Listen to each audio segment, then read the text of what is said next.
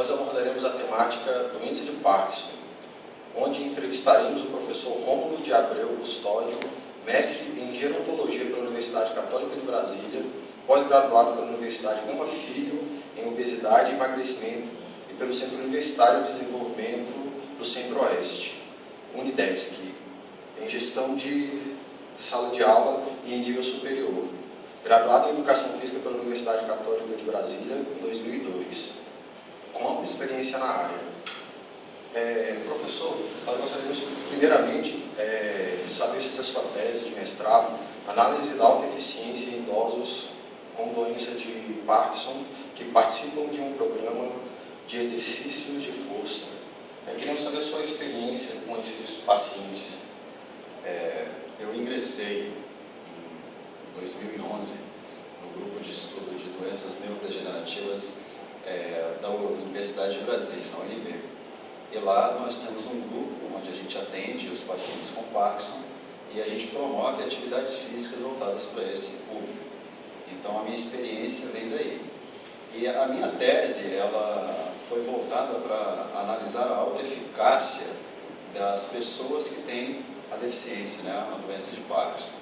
A alta eficácia é nada mais, nada menos do que a sua percepção de vencer desafios. Né? Se você tem algum problema, algum desafio, alguma coisa que você tem que concretizar, você tem uma percepção de autoeficácia. Eu posso ou não posso vencer aquele obstáculo. E as pessoas que têm a doença de Parkinson, elas são muito debilitadas, elas ficam muito deprimidas com relação às suas capacidades de fazer as coisas que normalmente são corriqueiras para elas. Tomar um banho, abotoar uma camisa, calçar um tênis, porque a doença é uma doença neurodegenerativa progressiva, ou seja, ela não tem cura. Depois que você tem a doença de Parkinson diagnosticada, a tendência é a progressão da doença. Então, a pessoa vai ficando debilitada. A doença de Parkinson, ela acomete as pessoas no sentido neuromotor, ou seja, eu vou perdendo a minha capacidade de realização de movimento. Nós temos uma capacidade de modular os nossos movimentos. Eu quero pegar um copo de água, eu quero vestir uma roupa, eu sei exatamente a quantidade de força, a distância que eu preciso para esticar o braço, flexionar, para conseguir alcançar esses objetos. E o doente de Parkinson ele vai gradualmente perdendo isso.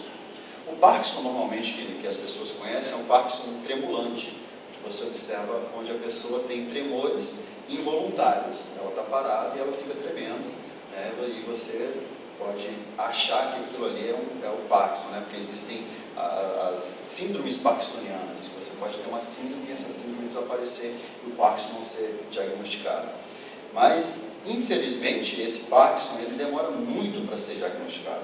Então, quando as pessoas conseguem, realmente o neurologista consegue diagnosticar a pessoa como parkinsoniana, né? Ela tem realmente a doença de Parkinson, a doença já está relativamente avançada.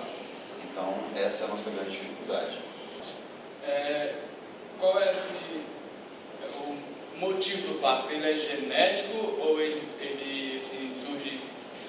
O Parkinson ele acontece porque nós, na base do nosso cérebro, né, nós temos uma substância chamada substância negra.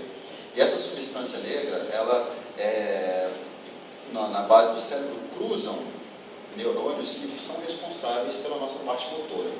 E essa substância negra, gradativamente, ela vai morrendo. Os neurônios, né, que é receptores, né, de dopamina, os neurônios dopaminérgicos que a gente fala, eles vão morrendo.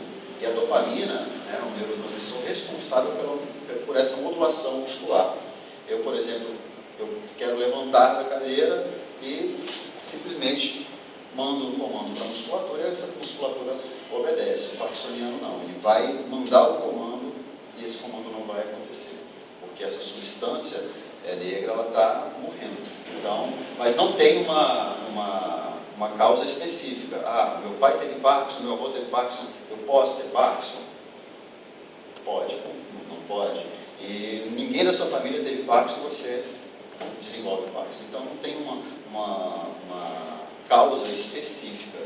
Então isso também é uma grande dificuldade que a gente tem com relação ao tratamento do Parkinson. O senhor falou que não tem cura, mas tem como assim, amenizar os sintomas? Sim. O nosso grupo de estudo, ele está analisando os efeitos da atividade física na progressão da doença, né? E a gente tem alcançado alguns resultados interessantes. Alguns dos sintomas que o Parkinson apresenta são os tremores, né? A bradicinesia, o freezing, que são a pessoa está caminhando, ela congela e não consegue mais andar. Ela tem dificuldade de iniciar o movimento, né? E a gente tem verificado que a atividade física tem diminuído, né, a progressão de alguns desses sintomas. A gente fez várias análises, né, estudos que ainda estão em andamento, estudos que ainda não terminaram, publicações que vão sair agora ainda, né, não são publicações que não são trabalhos que foram publicados ainda, a gente conseguiu publicar em alguns congressos internacionais. Inclusive, um dos resultados que eu encontrei na minha tese, né, no meu trabalho, foi esse: as pessoas que participam da atividade física, elas se sentem motivadas a ter uma vida mais individualizada, porque como a doença vai progredindo e você, a cada progressão da doença, você fica mais dependente do outro. Eu tenho pacientes que não entraram no meu estudo porque o nível de desenvolvimento da doença já está muito avançado.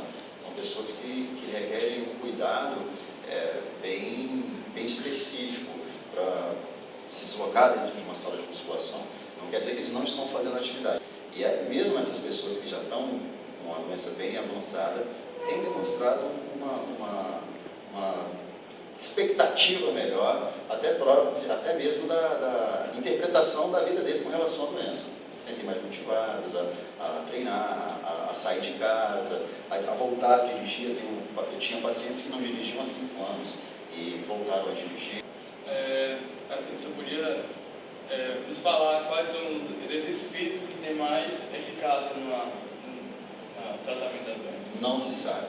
A gente não tem um esporte, algum movimento específico que esse é melhor, esse não é melhor, até porque a gente não testou todos os esportes. É uma gama muito grande de esportes para a gente testar.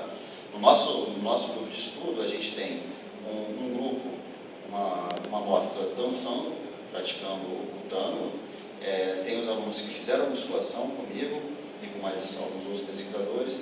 Tem a meditação, tem o Tai Chi Chuan. A gente não consegue testar todos os esportes ainda porque até a gente não tem pessoal para fazer esse trabalho ainda. A gente não tem pacientes para isso tudo e a gente não tem pessoal de apoio para trabalhar com toda essa gama de esportes. Então a gente não sabe ainda qual é o melhor esporte. Mas dentro do que a gente está se propondo a fazer, a gente está verificando melhoras. Assim, o senhor tem como nos dizer qual é a idade do Parkinson? Parece assim, que ele vem com mais agressividade. As pessoas que apresentam os sintomas, né, os sintomas característicos do Parkinson, mais aparentes, elas começam a desenvolver isso a partir dos 50, 60 anos, né, nessa faixa etária, 50, 60 anos, e daí para frente é só a progressão da doença. Mas isso não quer dizer que pessoas mais jovens apresentem os sintomas. Tá, okay? Então existem sim pessoas mais jovens. Eu tenho paciente de 34 anos lá que tem os sintomas bem característicos, a doença já está bastante avançada e ele tem 34 anos. Eu também tenho pacientes lá que tem o Parkinson diagnosticado e a progressão da doença ainda não está tão avançada e ele tem lá 84 anos. Vai de indivíduo para indivíduo. Vai de indivíduo para indivíduo, mas uma média de idade é de 50 a 60 anos. Né? O diagnóstico acontece com mais precisão. Então, professor, a gente agradece o tempo que o senhor disponibilizou para fazer essa entrevista e assim deixa para o pessoal, para quem estiver vendo a entrevista, né, as orientações do Parkinson, como é que a doença se desenvolve, como estão os estudos estatísticos, né, as pesquisas que estão desenvolvendo, e só isso mesmo. Obrigado. Obrigado a vocês.